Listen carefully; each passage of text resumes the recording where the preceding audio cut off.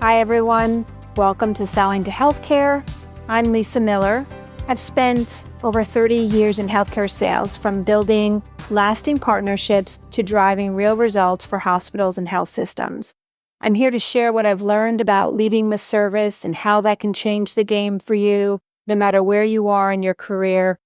So if you listened to the episode a couple weeks ago, we talked about the fluency gap, that fundamental divide between companies that sell into healthcare and companies that are actually trusted by healthcare.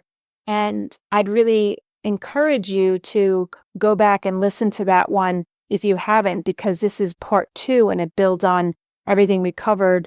But today I want to go deeper on something that I think is also really important. And it's this idea that the language gap your sales team has, it's not a training problem. It's a category problem. And once you see that, I think it really changes how you think about everything. So here's what I see happen all the time, right? Every year, thousands of healthcare sales teams sit through the same training.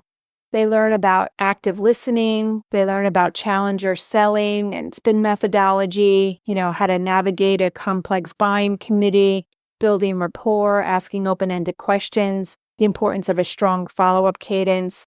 And some of them, they learn about value-based care, but it's in this very surface level way, right? Like they can say, oh yeah, we understand the shift to value, but if you ask them what HRP stands for or how a bundled payment actually flows through a health system's P&L, they can't tell you.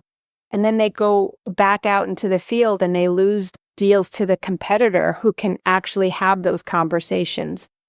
So the sales leader looks at the results and concludes the team needs more training, and the cycle repeats, right? More methodology, more role play, more pipeline reviews. And the win rate doesn't move. The average sales cycle stays somewhere between 9 and 14 months. And the deals that close, they close because of a champion, not because the team could actually operate at the C-suite level. And I'm going to be really direct here because I think this is so important. This isn't a training problem. It's never been a training problem. Let me kind of break down what I mean by that. Training solves execution problems, right? If your rep doesn't know how to run a discovery call, train them. If they're not following up consistently, build a cadence. If they're pitching too early, coach the sequence. Those are real problems, and training is the right tool for that. But training can't solve a category problem, and the fluency gap is a category problem. So what does that actually mean? A category problem exists when the market doesn't yet have language for the problem you solve, or, worse, when the market has the wrong language, which causes buyers to sort you into a box you don't belong in. And when that happens, no amount of pitch refinement helps, right? Because the issue isn't how you're communicating your value. The issue is that the frame your buyer is using to evaluate you is the wrong frame entirely. And I think this is where so many companies selling into hospitals get stuck, and they don't even, they don't realize it, that their reps are being evaluated as vendors, right? Like commodity providers competing on price, relationships, and feature checklists, when they should be entering the conversation as strategic partners to an executive who's managing federal regulatory pressure. And the difference between those two positions, it's not a matter of how well the rep delivers their pitch. It's a matter of which conversation the rep is even capable of being in. You can't train your way from vendor to strategic partner. You've got to change the category you occupy in the buyer's mind. And, the only way to do that is to demonstrate consistently and fluently that you understand the buyer's world at a level that makes you useful before the RFP ever gets issued.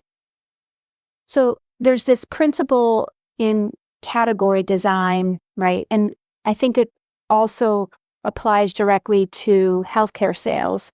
The company that names the problem owns the solution.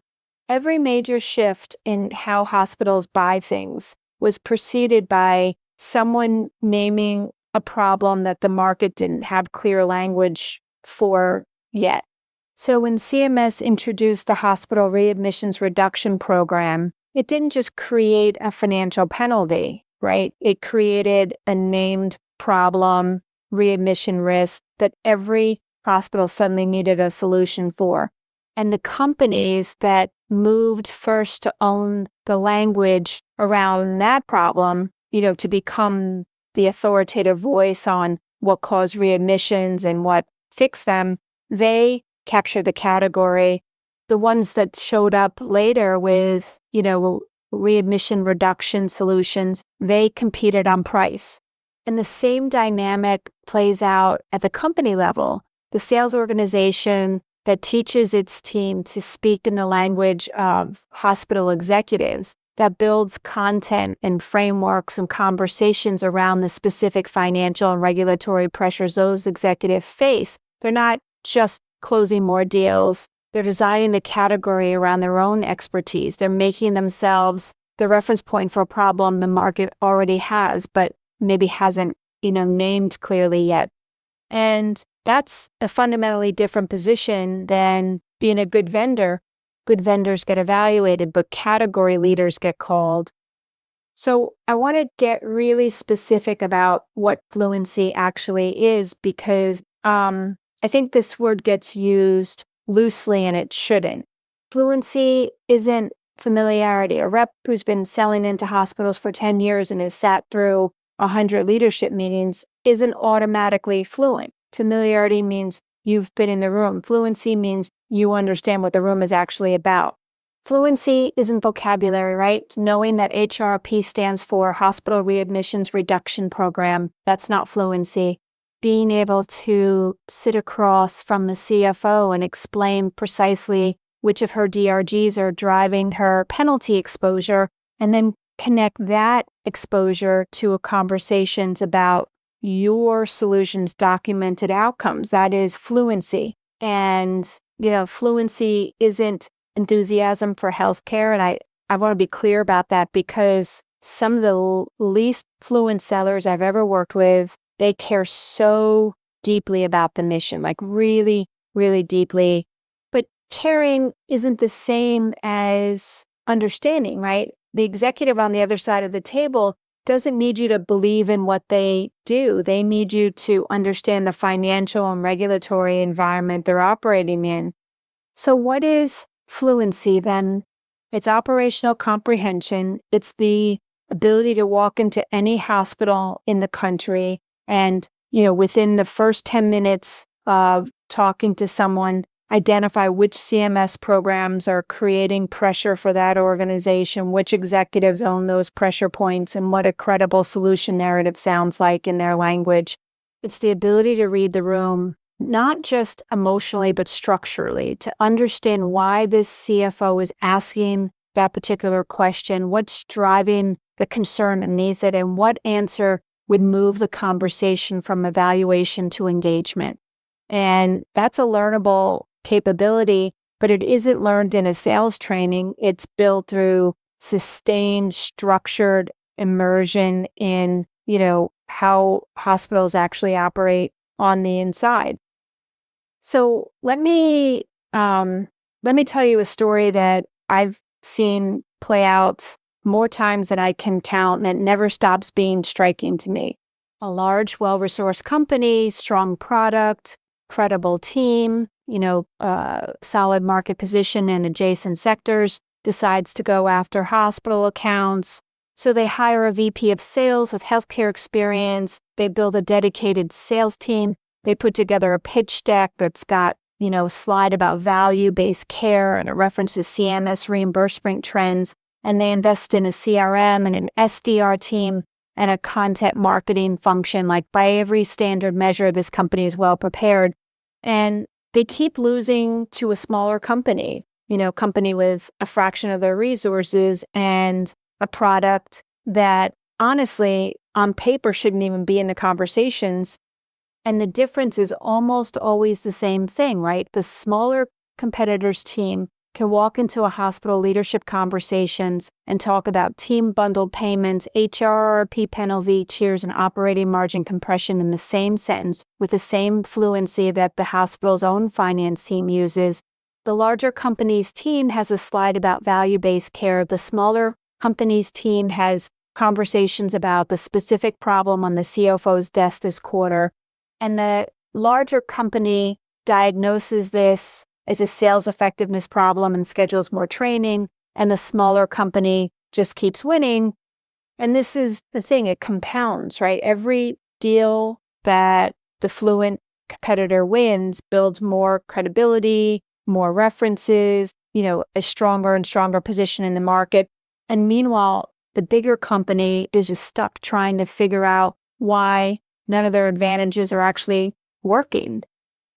So what does it actually look like when a company stops just, talking about fluency and actually starts practicing it? And I think this is the part that really gets me excited.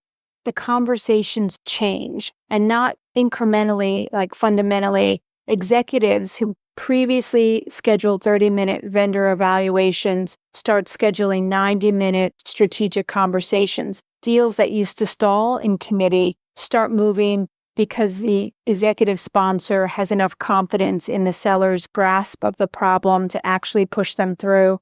The sales cycle compresses, right? Not because the team got better at following up, but because the time required to build credibility has been dramatically shortened. Credibility that used to take 6 months of relationship building to accumulate, it now arrives in the first meeting because a rep shows up already speaking the language.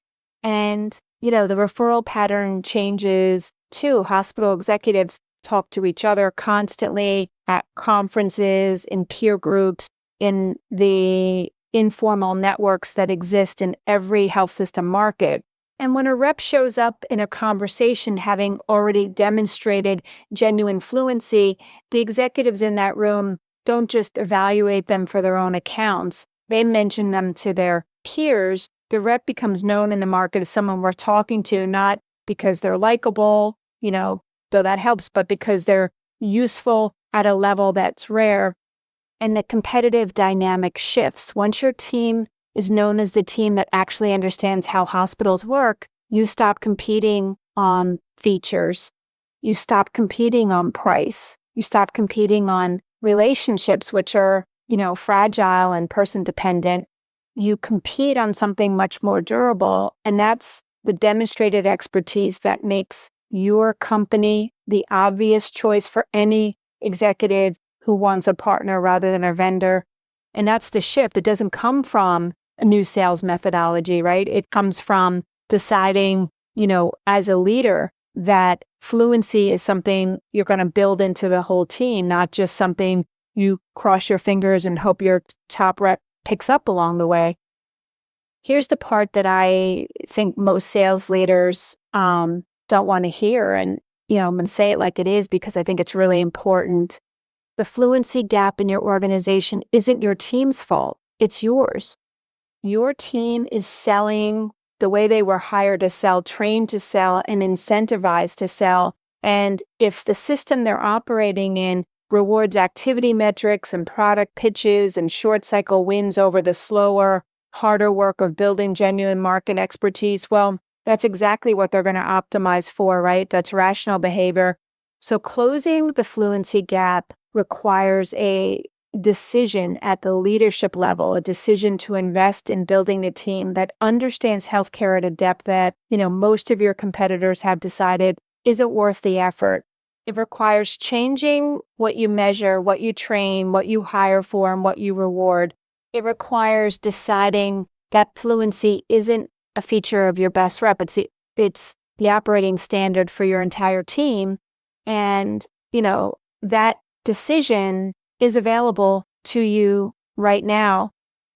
So I want to leave you with something really practical this week. And I think, once you do this, it's going to be really revealing.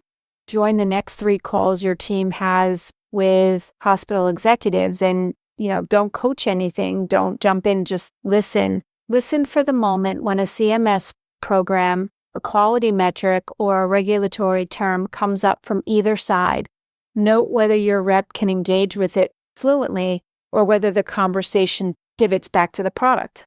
That pivot is your data. Count how many times it happens across 3 calls, and you'll have, a pretty precise measurement of where your fluency gap starts.